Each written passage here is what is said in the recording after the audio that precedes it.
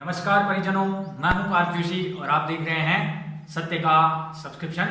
आज हमारे इस एपिसोड में भगवान की एंट्री होने वाली है। श्री कृष्ण आने वाले हैं आज। पहला ऐसा श्लोक है श्रीमद् भगवद गीता का। कौन सा ऐसा श्लोक है जिसमें भगवान का नाम पहली बार लिया जाता है? वो श्लोक आज आने वाला है। मैं भी बहुत खुश हूं आज वैसे इस एपिसोड को लेकर, क्योंकि अब तक जो चल रहा था वो कौरवों और दुर्योधन के बारे में बातें चल रही थी, लेकिन आज जो है वो संजय भी एकदम उत्सुकता से उत्साहित थे। संजय भी यह श्लोक तक पहुंचने के लिए, तो मैं भी उत्साहित था यह श्लोक तक पहुंचने के लिए। तो आज का श्लोक क्या है और उसका अर्थ क्या है, ये चलिए जान लेते हैं। तो सबसे पहले जानते हैं श्लोक कौन सा है। श्लोक है 14वां श्लोक और कुछ इस तरह से संजय जो है वो कहते हैं, ततः श्वेत हययुक्ते महति संदने स्थितो माधव पांडवश्चैव दिव्यो शंखो प्रदद्मतु। तो उसके बाद क्या होता है, सारे आपने अगर पिछला वीडियो नहीं देखा तो पिछला वीडियो देख लीजिए। उसमें बताया है बहुत सारे अलग अलग वाजिंत्र के साथ कौरव सेना जो है वो बाजे बजाती हैं। और उसके बाद क्या होता है उसकी बात हम आज करते हैं। उसके बाद होता है ततः श्वेत हरे युक्ते, मतलब कि सफेद घोड़ों के ऊपर, सफेद घोड़ों से सुसज्जित सफेद घोड़े। ये क्यों ऐसा क्यों कहा दोस्तों, यहां पर हमें जानना होगा कि चित्ररथ नाम के गंधर्व ने अर्जुन के ऊपर खुश होकर 100 घोड़े दिए थे। और वो 100 घोड़े ऐसे थे जो पृथ्वी पर, पानी पर, स्वर्ग में कहीं पर भी आ जा सकते थे, कहीं पर भी चल सकते थे। और युद्ध के दरमियान अगर कोई घोड़ा मर भी जाता है तो वो जो 100 घोड़े हैं वो 100 के 100 ही रहेंगे, कभी भी वो घोड़े कम नहीं होंगे। ऐसा आशीर्वाद भी अर्जुन को दिया था। तो उसी 100 घोड़ों में से 4 घोड़े जो एकदम स्वस्थ और सशक्त थे और सबसे बेस्ट अगर कहा जाए ऐसे थे, ऐसे 4 घोड़े श्री कृष्ण ने चुने उसमें से, और वो 4 घोड़े जो है वो रथ में लगा दिए। अब बात करते हैं रथ की। तो रथ के बारे में कहा गया है महति शंदने स्थितो। महति शंदने स्थितो, महति का मतलब क्या होता है? उत्तम रथ के ऊपर सवार। तो उत्तम रथ क्यों कहा, ये भी इसके पीछे भी बहुत बड़ी स्टोरी है। देखिए यहां पर ये सारी चीजें बताने का तात्पर्य यह है कि संजय यहां से ही प्रशंसा करनी शुरू कर देते हैं श्री कृष्ण और अर्जुन की। महति शंदने, महति मतलब उत्तम रथ के ऊपर विराजमान। तो उत्तम रथ क्यों कहा? क्योंकि अग्निदेव ने अर्जुन के ऊपर प्रसन्न होकर ये रथ जो है वो उनको दिया था। और रथ कितना बड़ा था? 9 बैलगाड़ियां जो है वो रथ के अंदर समा सकती हैं। 9 बैलगाड़ियों के अंदर जितने अस्त्र शस्त्र हैं वो रथ के अंदर समा सकते हैं। इस वजह से वो बहुत ही बड़ा था और अग्निदेव ने दान दिया था।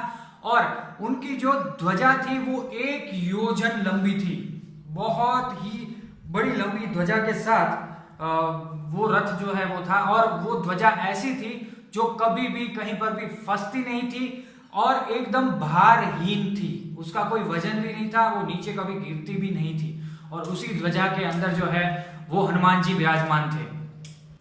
तो हनुमान जी इतनी बड़ी ध्वजा पर विराजमान रहते थे हमेशा के लिए, हमेशा मतलब जब ये युद्ध चल रहा था उस दरमियान। तो ये प्रश्न आता है कि इन अग्निदेव ने इसको, अर्जुन को ये रथ क्यों दिया था?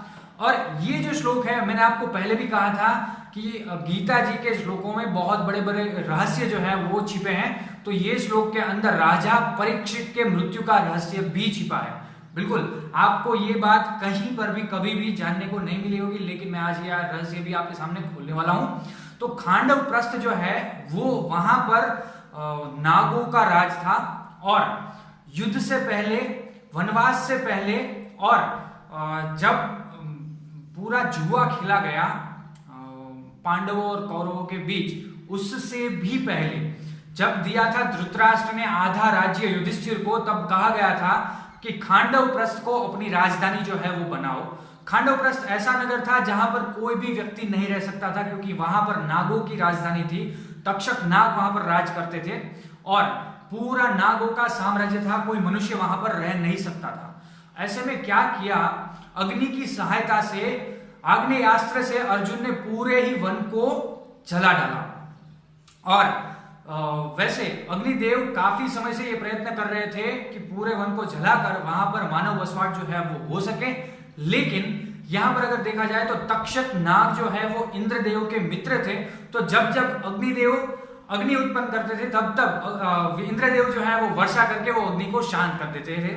लेकिन यहां पर अर्जुन की सहायता से, देखिए यहां पर दोनों ही चीजें हैं, अर्जुन ने अग्निदेव की सहायता ली या फिर अग्निदेव ने अर्जुन की सहायता ली, वो मायने नहीं रखता, लेकिन अग्नि से पूरा ही खांडव प्रस्थ को जला दिया।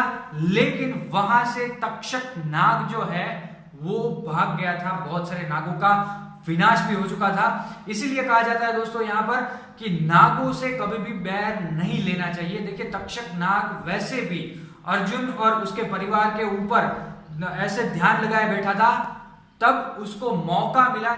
और यहां पर देखिए परीक्षित को जो है तक्षक नाग ही डसता है, तो इसीलिए यही श्लोक के अंदर परीक्षित के मृत्यु का रहस्य भी छिपा है। किस तरह से, देखिए जो रथ है वो अग्निदेव ने दिया है। अग्निदेव ने क्यों दिया है? खांडव प्रस्थ को जलाने की वजह से।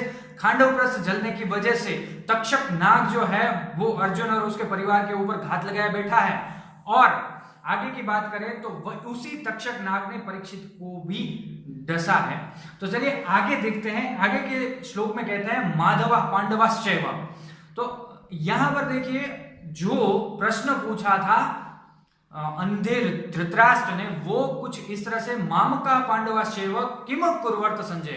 तो माधव जो है वो ना ही मामका है ना ही पांडव है, तो दोनों ही पक्षों में माधव नहीं है।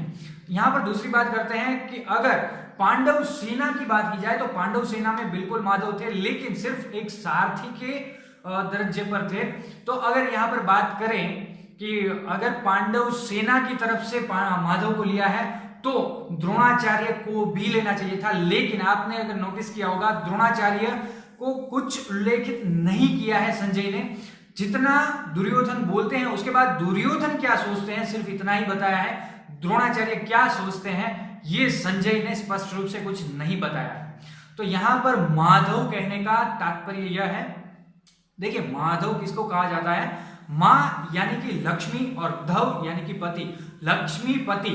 लक्ष्मीपति कहने का तात्पर्य यह है मामका और पांडवा इसके बीच लक्ष्मीपति आए थे, मतलब कि माधव आए थे समझौता लेकर। आपने यदि समझौता किया होता तो यह युद्ध नहीं हुआ होता। संजय का कहने का तात्पर्य, माधव कहने का तात्पर्य यहां पर यह है कि लक्ष्मीपति इन दोनों के बीच, आपका मामका और पांडवा ये दोनों नहीं होता अगर आप भगवान की, अगर आप माधव की बात सुने होते। तो यही तात्पर्य था माधव कहने का। और दूसरी बात, कृष्ण गोविंद ये कुछ नहीं कहा, माधव ही क्यों कहा? क्योंकि ये युद्ध जो है वो दुर्योधन का लक्ष्मी प्रेम था, उसी की वजह से हुआ था। तो लक्ष्मीपति खुद आए थे, लेकिन आपके पुत्र या आप नहीं समझे, ये माधव कहने का तात्पर्य था। उसके बाद कहते हैं पांडवाश्चैव। पांडवाश्चैव इसका मतलब यह है कि वो रथ के ऊपर विराजमान पांडव जो है, यानी कि अर्जुन जो है वो दोनों मिलकर दिव्यो शंखो प्रदद्मतु, दिव्य शंख जो है वो बजाते हैं। वो आगे के श्लोक में पता चलेगा। 5 जन्य और देवदत्त नाम के शंख जो है वो कृष्ण और अर्जुन बजाते हैं। कृष्ण जो है वो 5 जन्य नाम के शंख बजाते हैं और अर्जुन देवदत्त नाम के शंख को बजाते हैं। तो आज का ये विवरण आपको कैसा लगा? आगे के श्लोकों में हम आगे का विवरण करेंगे, लेकिन क्या ये आपने कहीं पर सुना था? अगर सुना था तो भी कमेंट कीजिएगा। मेरा तात्पर्य यह है कि मैंने बहुत सारी टीकाओं का अध्ययन किया है, लेकिन इतना विस्तृत विवरण किसी भी टीका में नहीं दिया गया है। यहां तक कि परीक्षित के मृत्यु का संबंध जो है वो लगभग किसी भी टीका में इस श्लोक के अंदर नहीं दिया गया है, लेकिन हम यहां पर आपको बताते हैं परीक्षित की मृत्यु का विवरण भी इसी श्लोक के अंदर आया है। तो ये श्लोक वैसे आपको कैसा लगा इसकी कमेंट जरूर से कीजिएगा। और अगर अभी तक इस वीडियो को लाइक नहीं किया है तो वीडियो को लाइक तो बनता ही है, और वीडियो को अगर शेयर नहीं किया तो सबसे पहले शेयर कर दीजिए, क्योंकि श्रीमद् भगवद गीता का प्रचार प्रसार करना हम सबके हक में आता है, हमारा अधिकार भी है और हमारा कर्तव्य भी है।